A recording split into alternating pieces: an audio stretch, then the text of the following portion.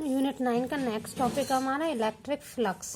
आज हम पढ़ेंगे इलेक्ट्रिक फ्लक्स क्या होता है। लास्ट क्लास में इलेक्ट्रिक फील्ड को पढ़ चुके हैं। हमने बताया था कि अगर हम कोई चार्ज रख देते हैं तो उसके अराउंड कुछ स्पेस में अगर हम दूसरा चार्ज रखें तो उसका फोर्स ऑफ अट्रैक्शन और रिपल्सन फील किया जा सकता है। तो उसी स्पेस को हम यहाँ पे क्या कहते हैं, इलेक्ट्रिक फील्ड।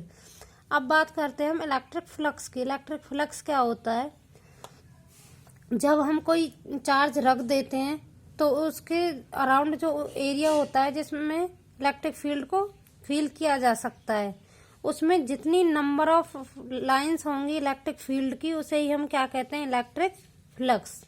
तो यहाँ पे हमने डेफिनेशन में लिखा भी है, the total number of lines of force emanating का मतलब होता है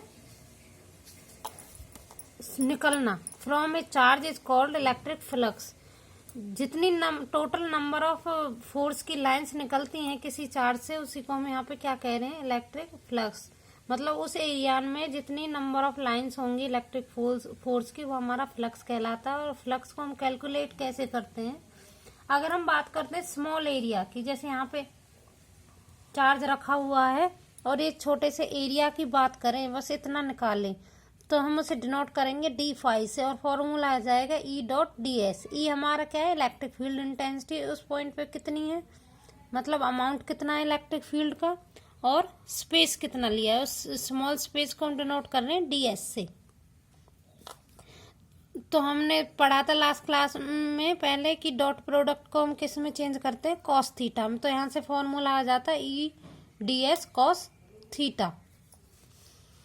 यहाँ पे ये ds दिखाया है, ये परपेंडिकुलर ड्रॉ किया है, जिसे हम क्या कह रहे हैं, ds वेक्टर। और ये हमारे यहाँ पे इलेक्ट्रिक फील्ड की इंटेंसिटी को डिनोट किया गया है। दोनों के बीच में जो एंगल है वो थीटा, और फॉर्मूले में किससे यूज कर रहे हैं हम, कॉस थीटा। तो ये वाला एंगल है नॉर्मल के बीच का और इलेक्ट्रिक फील्ड के बीच का।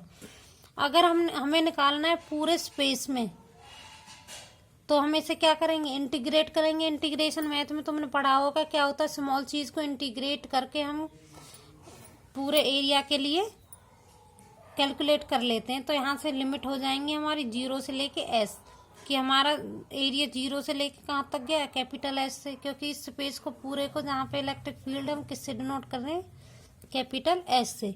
तो यहाँ पे हमारा फ्लक्स हो जाएगा phi equal to E vector dot में ds वेक्टर। इसके बाद आती है कि यूनिट क्या होती है इलेक्ट्रिक फ्लक्स की। यूनिट क्या होगी, इंटेंसिटी क्या आती है हमारी। लास्ट क्लास में हमने फॉर्मूले में बताया था इंटेंसिटी क्या आई थी, फोर्स अपॉन चार्ज। तो फोर्स के लिए क्या हो गया, न्यूटन, चार्ज के लिए कूलम, और यहाँ पे आगे न्यूटन, कूलम, और साथ में क्या है, ds वेक्टर। ds वेक्टर हमारा क्या था, एरिया। तो एरिया की यूनिट क्या हो गई, मीटर स्क्वायर। तो यहाँ पे हमारी SI यूनिट है जो इलेक्ट्रिक फ्लक्स की, वो क्या आई है, न्यूटन मीटर स्क्वायर अपॉन में कूलम। एक और डेफिनेशन दे सकते हैं इसकी हम, जो मैथमेटिकली निकल के आई है फॉर्मूले से, वो क्या है, the electric flux link with a surface in electric field may be defined as the surface integral of the electric field over the surface. ये क्या सरफेस इंटीग्रल है किसका, इलेक्ट्रिक फील्ड का, किसके ऊपर है, सरफेस के ऊपर है, कि सरफेस कहाँ तक है, कहाँ तक हमारा फोर्स फील किया जा रहा है। तो इसे हम क्या भी कह सकते हैं, इलेक्ट्रिक फील्ड का सरफेस इंटीग्रल मैथमेटिकली। और नॉर्मली हम क्या कहते हैं, the number of lines emanating from a source. तो ये समझ आ गया होगा। नेक्स्ट टॉपिक की बात करते हैं। नेक्स्ट टॉपिक है तुम्हारा कॉसला। ये बहुत ही इंपॉर्टेंट है, मोस्टली पूछा जाता है, तो इसे थोड़ा ध्यान से पढ़ना है। और इसमें किसका यूज होता है, इलेक्ट्रिक फ्लक्स का।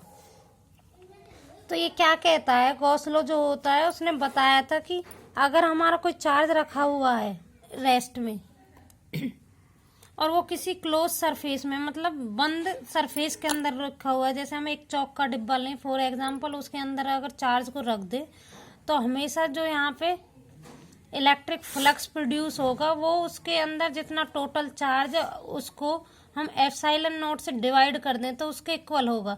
तो यही बताया था उसने, the total electric flux through a close surface, close का मतलब बंद surface, equal to the net charge enclosed by the surface divided by epsilon naught. Gauss ने यही बताया था और फिर इसका प्रूफ दिया था। तो हमें यहाँ पे इसका प्रूफ भी पढ़ना है। ये क्या कह रहा है, अगर किसी क्लोज सरफेस के इलेक्ट्रिक फ्लक्स की हम बात करें तो वो हमेशा उस सरफेस के अंदर जितना चार्ज है और उस चार्ज को हम डिवाइड कर दें एप्सिलॉन नोट से तो उसके इक्वल होगा। यहाँ पे एप्सिलॉन नोट हमारा क्या है, कांस्टेंट है।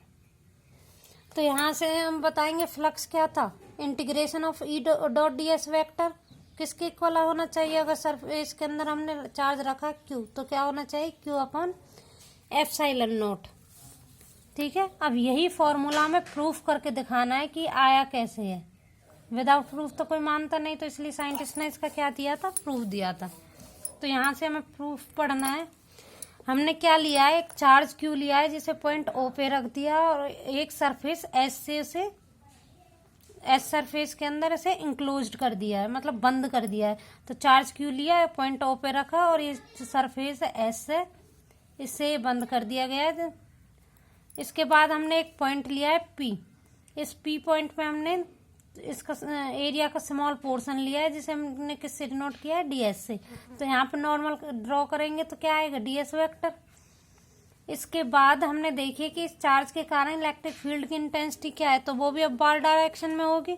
ई वेक्टर से हमने इलेक्ट्रिक फील्ड इंटेंसिटी को डिनोट किया है और पॉइंट पी और जहाँ पे चार्ज रखा है उसके बीच की डिस्टेंस किससे डिनोट किया हमने, आर से।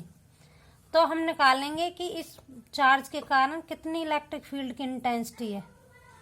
तो हमने पहले पढ़ चुके थे फॉर्मूला, लास्ट क्लास में पढ़ाया था कि किसी पॉइंट चार्ज के द्वारा इलेक्ट्रिक फील्ड इंटेंसिटी कितनी आती है। तो कितनी आई थी हमारी, Q upon 4 pi epsilon naught upon में आर का स्क्वायर। आर क्या थी हमारे यहाँ पे, डिस्टेंस थी। लास्ट वीडियो में देख लेना, हमने निकाली हुई है। और डायरेक्शन क्या है, अपवार्ड है ई वेक्टर की। तो किसके अलोंग है, ओ और पी के अलोंग है, नॉर्मल के अलोंग ही है। तो वही लिखा है हमने, E equal to q upon 4 pi epsilon naught r square along line O P. ये जो फॉर्मूला है तुम लास्ट क्लास में निकाल चुके हो और यहाँ पे तुम्हें ये याद रखना है कि किसी पॉइंट चार्ज के कारण इलेक्ट्रिक फील्ड इंटेंसिटी क्या आती है, q upon 4 pi epsilon naught r का स्क्वायर। इलेक्ट्रिक फील्ड इंटेंसिटी आ गई। अब क्या निकालेंगे हम, इलेक्ट्रिक फ्लक्स। तो हम क्या लिखेंगे, flux linked with area element. क्या होगा, d phi E vector dot d s vector. Small निकालने पहले तो हम क्या आएगा, क्रॉस प्रोडक्ट को हटाएंगे तो क्या, डॉट प्रोडक्ट को हटाएंगे तो क्या आ जाएगा, cos theta, E D S cos theta. अब थीटा एंगल देखो कितना है, नॉर्मल भी उसी डायरेक्शन में और इलेक्ट्रिक फील्ड इंटेंसिटी भी उसी डायरेक्शन में, सेम लाइन पे। एंगल कितना बन रहा है बीच में, 0। कोई एंगल ही नहीं बन रहा है तो थीटा की जगह क्या रख देंगे हम, 0। और कॉस 0 हमारा क्या देता है, 1। तो यहाँ पे क्या आ जाएगा, E dot d s into में 1। तो कितना होगा हमारा, E dot d s C. ठीक है, स्मॉल के लिए निकाल लिया है हमने। अब हम किसके लिए निकालेंगे, पूरी सरफेस एस के लिए। तो इसी को इंटीग्रेट कर देंगे। तो हमने क्या लिखा है, total flux calculated by the integration over the whole surface S. क्या आएगा, integration E dot d S. और ये हमारा लास्ट क्लास में निकाल चुके थे किस लास्ट पॉइंट में, तो किसके इक्वल आया था, ई डी एस के। तो ई डी एस रख दिया हमने। ई की वैल्यू पहले ही निकाल चुके हैं इक्वेशन 1 में, इसे इक्वेशन 1 ले लेते हैं। तो क्या था, q upon 4 pi epsilon naught r का स्क्वायर रख देंगे ई की जगह, q upon 4 pi epsilon naught r का स्क्वायर इनटू में डी एस। ये कांस्टेंट क्वांटिटी है, इसे बाहर ले लेंगे हम, कांस्टेंट को बाहर ले लेते हैं। हमेशा इंटीग्रेशन में मैथ में पढ़ चुके होंगे। किसका इंटीग्रेशन करेंगे, ओनली डी एस वेक्टर का, क्योंकि सरफेस ही बढ़ घट रही है, इंटेंसिटी तो सेम है। अगर हम किसी सर्कल की बात करें, हमने यहाँ पे क्या लिया, सर्कल ही लिया है, तो उसका एरिया कितना होता है, 4 पाई आर स्क्वायर। मैथमेटिकली पढ़ चुके हो तो integration of D s vector total किसके इक्वल हो गया, 4 पाई आर स्क्वायर। 4 पाई से 4 पाई कैंसिल, आर स्क्वायर से आर स्क्वायर कैंसिल, क्या बचा हमारा, क्यू अपॉन एप्सिलॉन नोट। तो फाई इक्वल टू क्या आ गया, integration of E dot d S Q upon epsilon note. तो यही निकालना चाहते थे हम।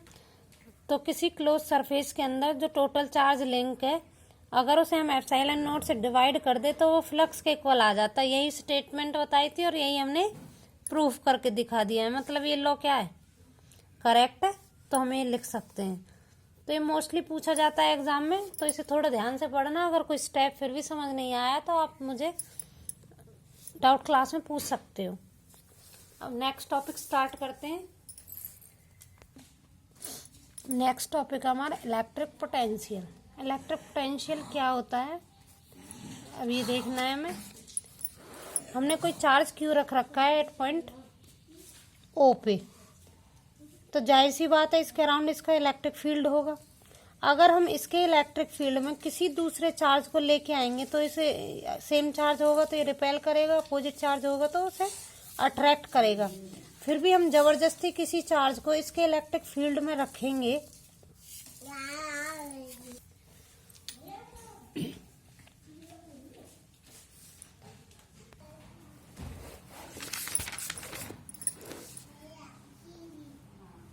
वो चार्ज क्यों रखा है, इसके कुछ एरिया में इलेक्ट्रिक फील्ड होगा। अगर उस इलेक्ट्रिक फील्ड के अंदर हम किसी दूसरे चार्ज को ला के रखेंगे तो या सेम चार्ज होगा तो ये रिपेल करेगा, अपोजिट होगा तो उसे अट्रैक्ट करेगा, मतलब उसके ऊपर फोर्स अप्लाई करेगा। फिर भी हम जबरदस्ती किसी चार्ज को रख रहे हैं तो कुछ एक्स्ट्रा वर्क करना पड़ेगा हमें। तो जो हम एक्स्ट्रा वर्क करते हैं किसी चार्ज, हमारे लिए तो वो पहले इन्फिनिटी पे रखा हुआ, तो जो हम एक्स्ट्रा वर्क करते हैं किसी चार्ज को इनफाइनाइट से इसके एरिया में रखने पे, उसी को हम क्या कहते हैं, इलेक्ट्रिक पोटेंशियल। तो जैसे हमने चार्ज को इनफाइनाइट से उठाया है और पॉइंट किस पे रख दिया है, ए पे, तो इसके लिए कुछ वर्क करना पड़ा, तो यहाँ से जो वर्क हो रहा है वो हमारा क्या हो गया, इलेक्ट्रिक पोटेंशियल। उसे हम किससे डिनोट करते हैं, वी से। क्या आ गया, वर्क डन अपॉन में चार्ज, क्योंकि चार्ज को उठाया है और वर्क करना पड़ा है, तो यूनिट क्या हो जाएगी इसकी, फिर इलेक्ट्रिक पोटेंशियल की यूनिट हमारी होती है वोल्ट। वोल्ट से डिनोट कर देते हैं इसे, ठीक है। ये हो गया हमारा इलेक्ट्रिक पोटेंशियल। इसके बाद नेक्स्ट टॉपिक आता है electric potential difference. Electric potential difference क्या होता है, ये भी इसी डायग्राम से समझेंगे हम। एक चार्ज को उठा के हमने इनफाइनाइट से किस पे रखा है, पॉइंट ए पे, और दूसरे चार्ज को हमने रखा है इनफाइनाइट से बी पे। तो इन दोनों के जो पोटेंशियल में डिफरेंस होगा उसे हम क्या कहेंगे, इलेक्ट्रिक पोटेंशियल डिफरेंस। या फिर दूसरा हम क्या बोल सकते हैं कि पहले हमने चार्ज को ए पॉइंट पे रखा है, फिर उसी चार्ज को बी पॉइंट पे रखा है, तो ए से बी पे लाने में जो एक्स्ट्रा वर्क करना पड़ा है तो वो इन दोनों का डिफरेंस हो गया। उसी वर्क को हम क्या कह रहे हैं, इलेक्ट्रिक पोटेंशियल डिफरेंस। तो इसे हम कैसे डिनोट करेंगे, वी, इसका पोटेंशियल हो गया वी ए और इसका हो गया वी बी। तो इलेक्ट्रिक पोटेंशियल डिफरेंस क्या हो गया हमारा, V B minus V A. तो ये दोनों टॉपिक क्लियर हो गए होंगे आपको।